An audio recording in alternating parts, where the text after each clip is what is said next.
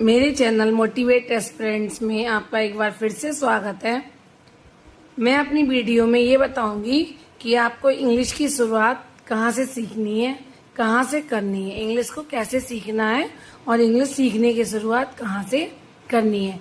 मैंने अपनी last video में बताया था कि इंग्लिश को लिखने के लिए सारे अल्फ़ाबेट्स से ही हमारी इंग्लिश को हम लिख और पढ़ सकते हैं।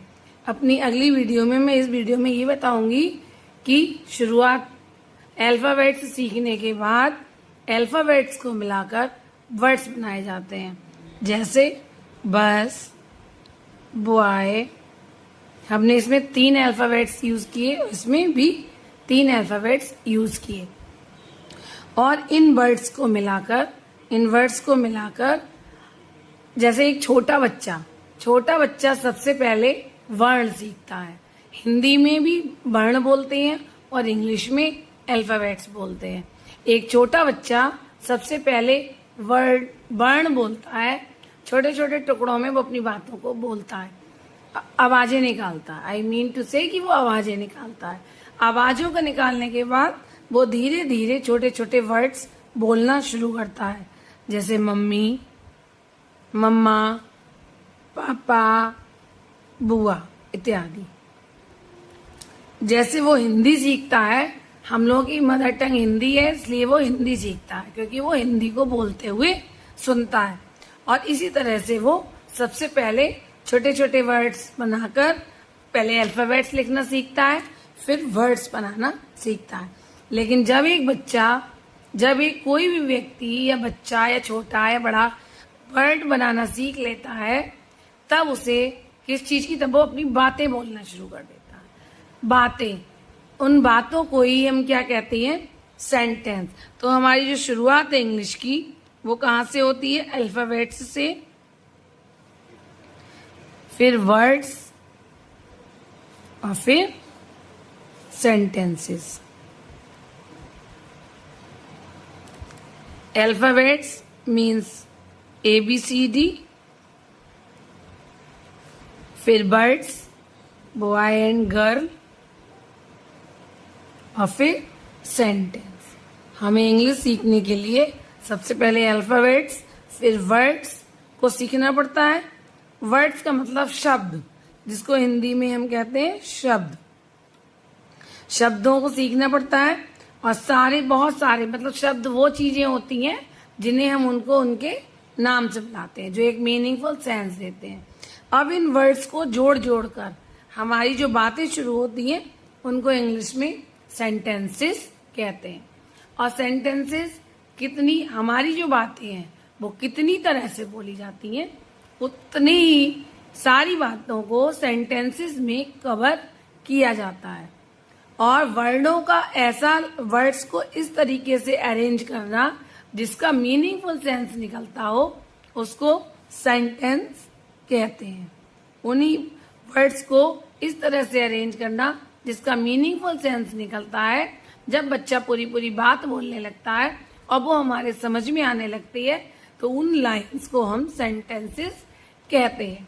अब हम आगे ये सीखेंगे कि हमारे जो सेंटेंस हैं वो किन किन चीजों को मिलकर बनते हैं, हमें क्या क्या चीजों की जरूरत होती है जिनसे हम अपनी बातों को पूरा करते हैं।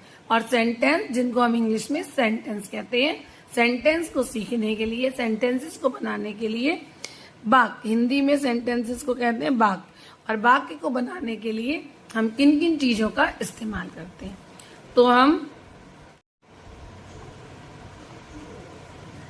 सबसे पहले हमने क्या सीखा, बच्चे ने क्या सीखा, वर्ण ABCD या छोटा बड़ा, फिर शब्द मीन्स वर्ड्स सीखे, फिर उसके बाद सेंटेंसेस मतलब वाक्य बनाने सीख लिए।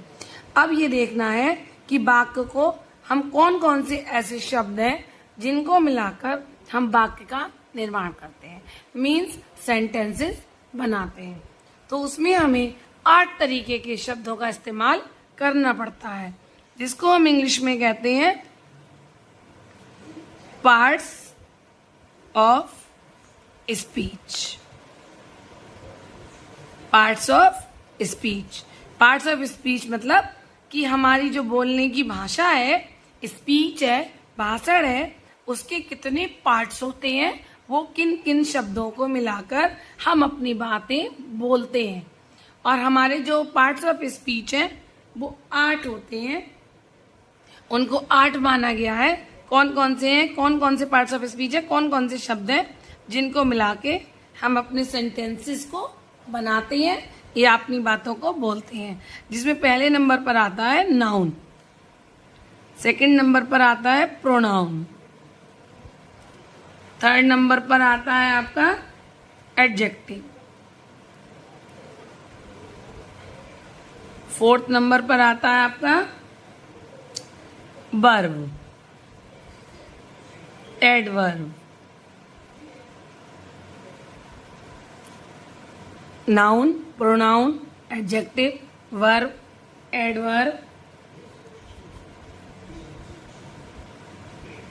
डिटरमाइनर,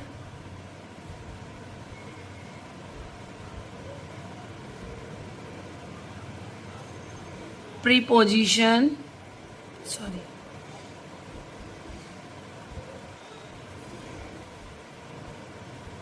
और आपके कंजक्शन।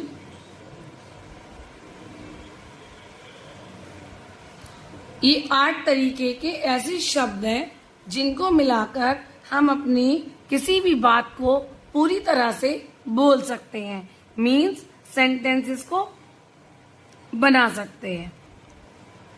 इसको हिंदी में संज्ञा, सर्वनाम, प्रोनाउन को सर्वनाम, इसे विशेषण, वर्ब को क्रिया, एडवर्ब को क्रिया विशेषण,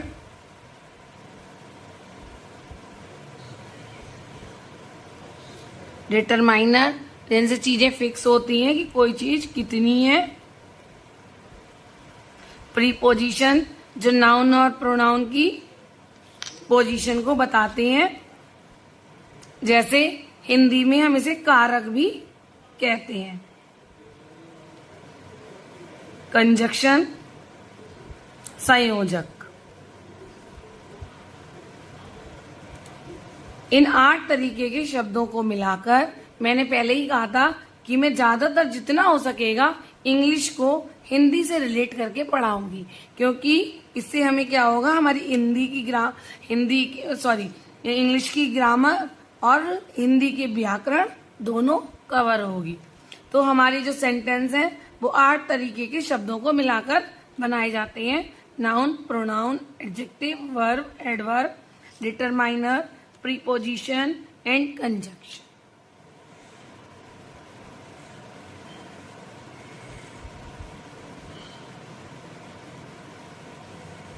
डिटरमाइनर, और इसमें एक और होता है इंटरजेक्शन।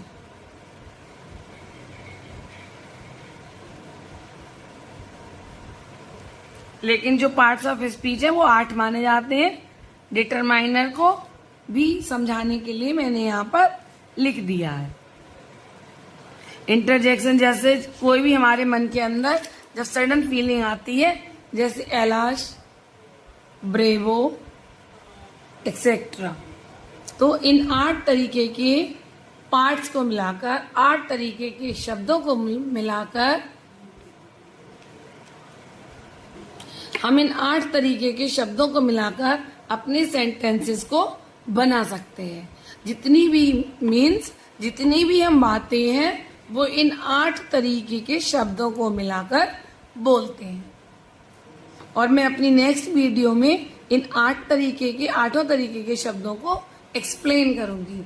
मैं जितना इजी तरीके से बता सकती हूँ हिंदी व्याकरण और इंग्लिश ग्रामर, उतने इजी तरीके से अपनी वीडियो में कवर करूंगी। सारे ही एग्जाम में हिंदी और इंग्लिश आती है।